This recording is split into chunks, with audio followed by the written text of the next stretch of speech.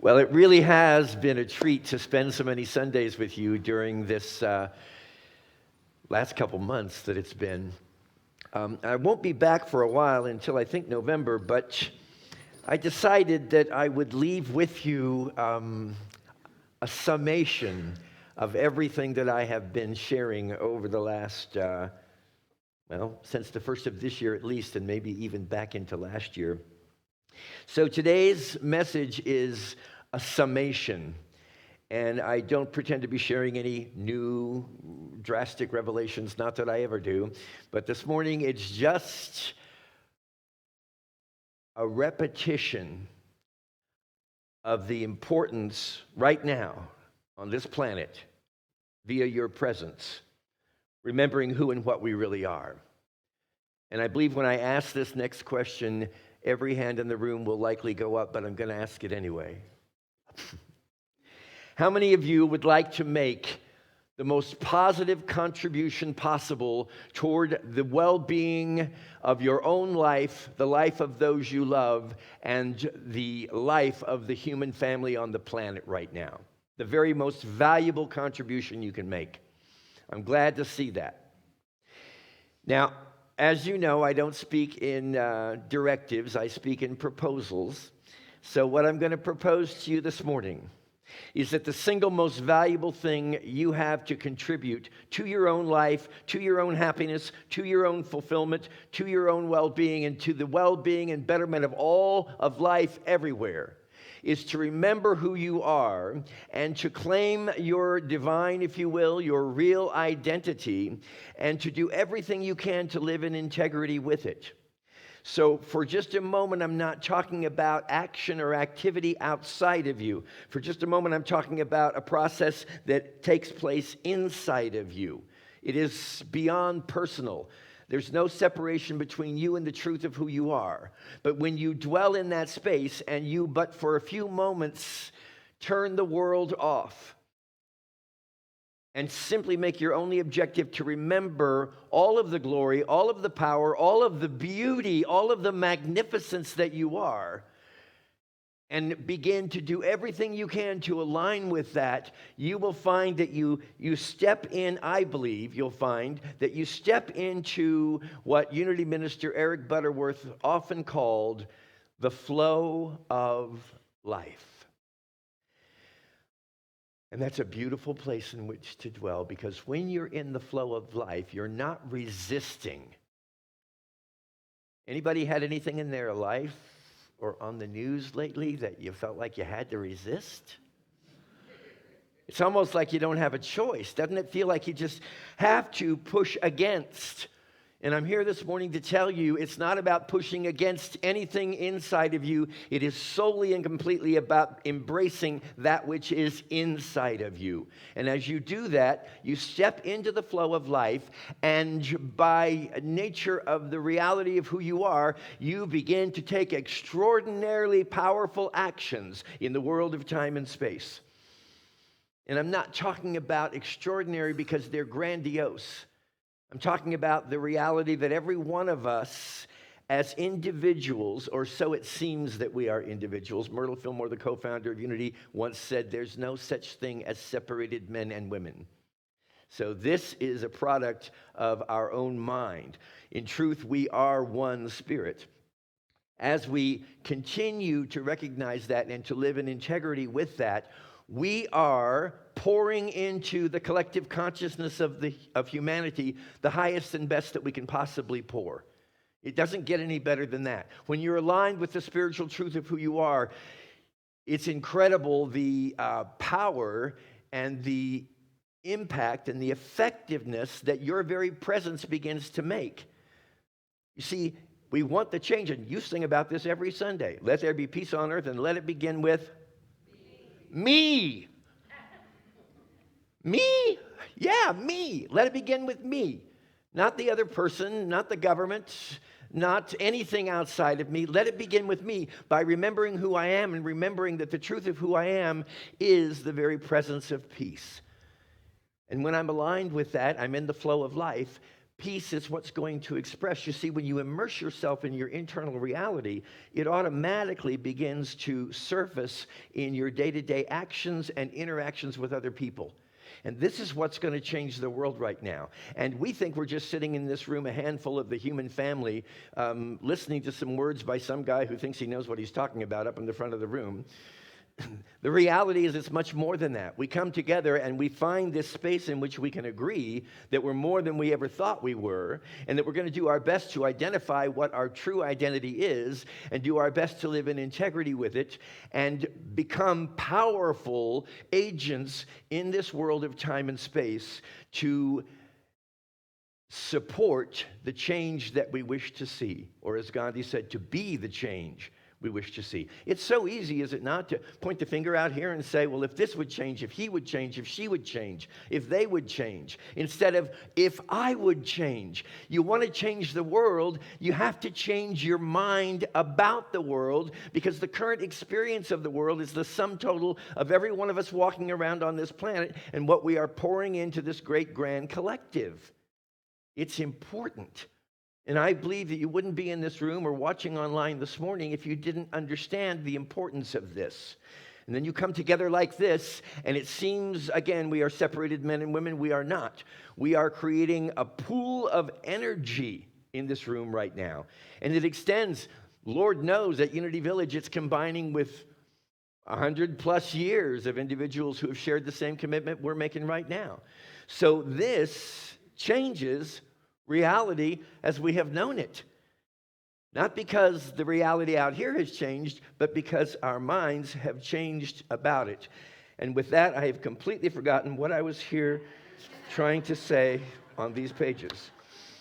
I did want to share these words with you from Krishnamurti, Indian philosopher and teacher. Many of you have probably read his work or heard his words. I shared these words with you months ago. And I didn't want to repeat myself or repeat Krishnamurti, but they're so valuable that I think, I obviously decided to share them again. As we are, the world is. That is, if we are greedy, envious, or competitive, our society will be greedy, envious, and competitive, which brings misery and war. To bring about order and peace, we must begin with ourselves and not with society, for the world is ourselves. The only hope for humankind is in the transformation of the individual. I'm going to take responsibility for this because I believe it's why I'm here, to wake up to the truth of who I am, to live in integrity with it, and begin to make that my sole contribution to the betterment of humanity. You see, the world is inside out. The world is inside out. We think the world is outside in. We think the world is coming from out here toward us. But I believe the reality is, take it or leave it, we are generating this, my friends. The world outside of us is but a reflection of the state of mind that we are carrying. And this is a big charge because it means every time we're holding a harsh, judgmental, condemnatory thought about anybody or anything, we're standing in the way of our ability. We're putting a clouded lens before our eyes that doesn't allow us to be able to see what's really there. And what's really there, I mean, we say this all the time in Unity: one presence, one power, one God, one goodness. It doesn't look that way. That's because we've bought into bogus beliefs about ourselves and life, and it's time to start pulling those back. And I'll tell you what, you look at what's going on in the world, in our country right now, there's never been a finer opportunity to recognize that all of this is an invitation for us to remember who and what we are. And the call then is to wake up to that and release ourselves from the self-imposed or self-constructed prison that we've built around us through all these erroneous, bogus thoughts that we've accepted. It just comes down to changing your mind, to examining the content of your mind and saying, I want to see something else. Is there a different movie I can watch other than the one that I'm watching right now called Life on Planet Earth? starring humanity. There is a different way you can see it. You see, this is the point. It's all about not changing what's out here, changing the way that I am interpreting it in here. So we can see things as breakdowns, breakthroughs, opportunities, obstacles, however we choose. The power is in our own mind, and we are given the ability of free choice, you see. So these are free choice decisions. We don't have to make them. We can continue to walk around with blinders around us and preconceived ideas about the way we are, other people are, and how life ought to be. How's that been working for you? Doesn't work too well for me. Less and less effective. And I think that's, again, because we're being called to make a change. So the world is an outward projection of an inward state of mind. We are being called by the universe to step up to the plate right now. And if there's any question about your ability to do this effectively, to accomplish it, I'm here to tell you this morning, I know we can do it. I know you can do it. I know I can do it. I think it's our destiny. I think it's what we're on the planet for right now. I think I've heard it said, that there are long lines of souls waiting to incarnate right now because they want to be right where you and I are. And they don't want to be here so that they go, oh my God, it's happening again. Look at the news. Look at on and on. They want to come because they want to remember who they are. And this is where you get to do it in the human experience. It's so awesome. And then you see, as you change your mind, you have the opportunity to witness a total change in what you have hitherto experienced as reality. Because reality has to change when you change. You're the lens. You and I are the lenses. We come together with these clean, clear lenses, and man, we are ready to hit the road, man. We are ready to change the world, not because we're out here necessarily changing circumstances and situations, but because we have made this commitment to change ourselves. And the reality is, as we look at this, we're always defining ourselves moment by moment. And I've told you before, there's only two ways to define yourself. You're either a creation of love, or you're a creation or a manifestation of fear. And Course in Miracles tells us there's only two choices and two voices. My Course in Miracles teacher, who is residing in West Palm Beach, Kevin Rice, some of you know him. He just finished his second book, and I have been reading it, and I came across these words I wanted to share with you this morning. Am I sleepwalking in the dream of separation and fear, or am I awake, walking with God in holiness and love? Are you asleep, or are you awake? There are only two possible answers. Either you see yourself as a limited body bound by sickness and sin, or you recognize yourself as the embodiment of holiness itself. The first answer keeps you locked in the illusion of suffering, believing in a world where bodies get sick, where politicians evoke hatred, where everything is measured in loss and gain. The second answer reveals the limitless nature of your true self, a mind unified with all, free from judgment and free from fear. So it's not complex, folks.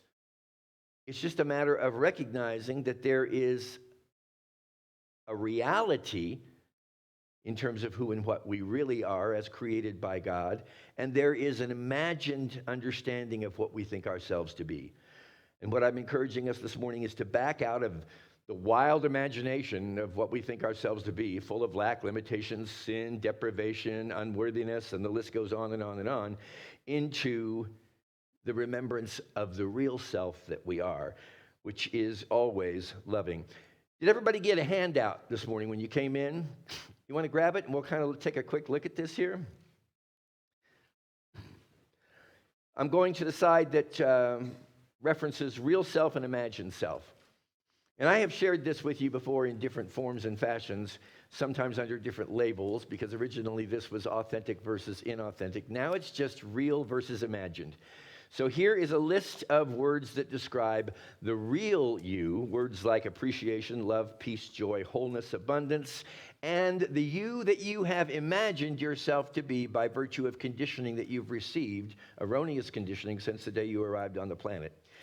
Things like fear, criticism, conflict, worry, disease, deprivation. The key is to recognize which of these two selves we are identifying with and to catch ourselves when we're lost in our imagination, believing ourselves to be something that we are not.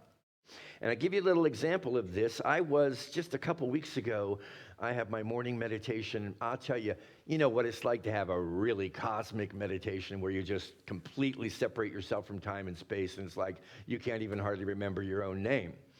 Well, I was there. I was on this really, really high plane. I felt so good. I felt so fine.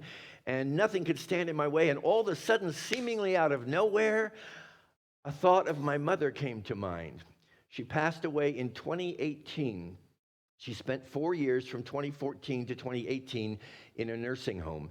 And she was there only because I had no other alternative that I could think of. I was not capable of providing the level of care and attention that she needed. Well, here I am in this high cosmos, I'm a child of God, and then whammo, Mom comes to mind. And all of a sudden, I start blasting myself internally with, you didn't do enough, you could have done more. Why weren't you there more frequently? Why didn't you bring her more gifts? Why didn't you decorate her room more? And you could have done so much more, so much more, so much more. You're a lousy, no good son. I'm not kidding. I went from the heights of heaven to the depths of hell in about 30 seconds. And I couldn't get this out of my mind all of a sudden. And friends, this is what can happen, you see, when you're claiming your true identity, the identity that you've imagined yourself to be, your false nature is going to come up and have a party. Because it doesn't want you to go there, because going there means it doesn't have any power over you anymore. So these are the moments when, if you'll flip your little piece of paper over, you will see that there is a little recipe for a path from your imaginary self to your real self. And that means in those moments, you need a spiritual toolbox. When you feel or you're trying to convince yourself that you weren't a good son, or whatever it might be that rises up, that puts you on the side of the imagined self, the inauthentic self, you have a toolbox, you have a recipe that you can lean on. This won't be for everybody, but for those of you that feel a resonance with it, I'd like to encourage you to take some time to come up with 5 simple, single-syllable words. Say that 5 times. 5 simple, single-syllable words. They're single-syllable, celibate? Single, never mind. They're single syllable because I want you to be able to recall them quickly and easily, okay? I want you to be able to memorize this. And for me, those words are, I was using them in the meditation, thank, and I have found that that's my most reliable one, and that's what I used that morning when I found myself sinking down into you're a no good, terrible, rotten son. I just started thinking of everything I could be grateful for about my mother and about the relationship that we did share. From thank, my second word, for my particular path, and you have to create your own words. I'm just sharing you my words because it'll give you an example. Maybe prompt some ideas. Maybe some of them will resonate with you. But these are 5 simple, single-syllable words that you're going to commit to memory that will support you in remembering who you are whenever, however, in whatever fashion you need to remember. So for me, the first one is thanks. The first one is, or pardon me, just thank. And the second one is, yes, it is, breathe. And that's a single syllable word for relaxation. Relaxation. So I thank, I breathe, and my third word is I calm myself. And for me, what calming has come to be known as is becoming thoughtless. I think I shared this with you a few weeks ago. We went to church this morning, and the guy stood up there and said, you all need to become more thoughtless. Sounds strange, but I'm talking about completely separating yourself from the train of thought, positive thought, negative thought, to no thought.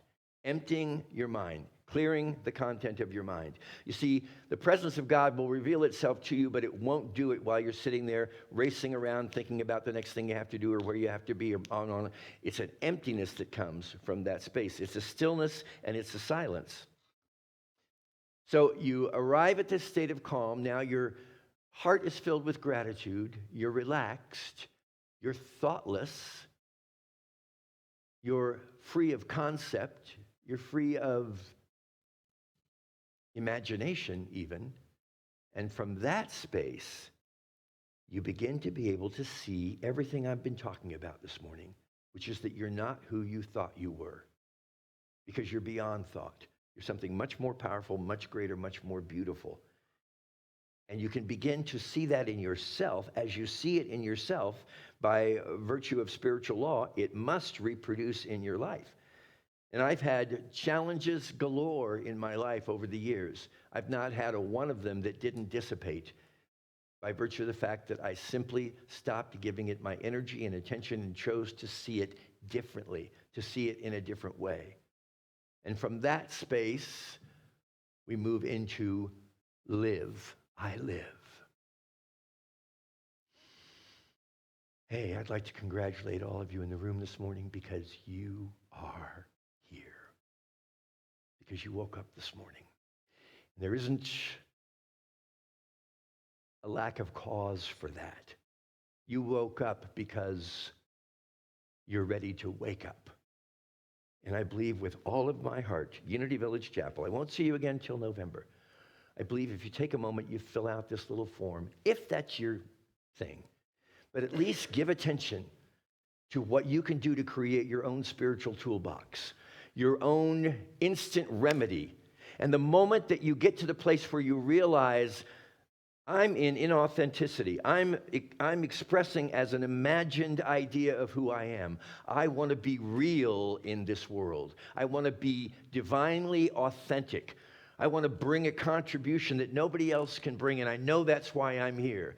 That is going to lift me above all the petty concerns of the time and space world that surrounds me, and I'll tell you what, my moment is this moment. Not just for me personally, but for everybody and everything. Why? Because the world is inside out. It's all a reflection of something going on inside of me. And I have complete control. May not be able to do a bloomin' thing about everything that's going on out here, but I can control what I see, how I choose to see it, so that I am bringing every moment that I possibly can with my little spiritual toolbox in my pocket, the very best that I know myself and all others and life to be. I know I can do it. I know you can do it. I know we can do it. God bless you.